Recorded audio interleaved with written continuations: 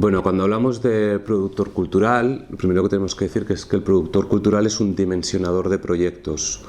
Es decir, debe desarrollar un proyecto que presente la medida justa y aparte que implique a los agentes y colaboradores adecuados. Por un lado tiene que tener una capacidad organizativa, o sea, ser una persona que tenga un orden, el propio, pero que tenga un orden, que tenga esa capacidad con ese orden de planificación. Por otro lado también podemos hablar de la capacidad resolutiva, una capacidad resolutiva para encontrar soluciones a los problemas que se encontrarán en el entorno, ya sean problemas de financiación, sean problemas de coordinación de recursos humanos, de proveedores, y también esta capacidad vendrá determinada por el conocimiento que posea el productor del sector específico en el que trabaja.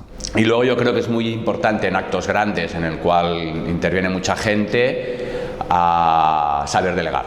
Podemos hablar, como no, de capacidad de trabajo en equipo, es decir, de entender y atender las necesidades entre el equipo artístico creativo y el equipo técnico, y por último, de la capacidad de planificación.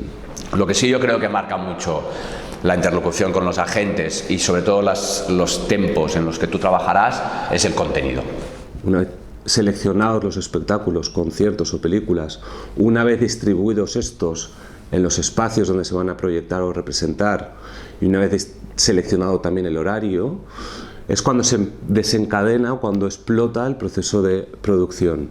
Es imprescindible saber, antes de seleccionar un espectáculo, cuáles son los requerimientos técnicos que van a necesitar para desarrollar el mismo. Es decir, para un director o para un festival, el precio de un espectáculo no solamente es el caché que se paga a la compañía o al grupo musical, sino también lo que tenemos que, o el coste que supone respecto a las necesidades técnicas el poder desarrollar este espectáculo.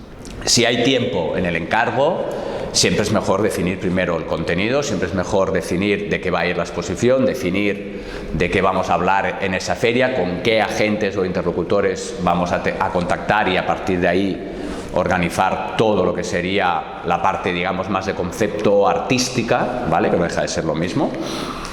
Y luego, a partir de esta definición, a ver qué necesidades técnicas se derivan, tanto de un espectáculo de teatro como de una fiesta popular o como de un concierto o como de la organización de una fiesta en medio de la calle, ¿no? O sea, la planificación es fundamental porque el productor debe de intentar planificar y ser consciente de los imprevistos que se puede encontrar durante el festival.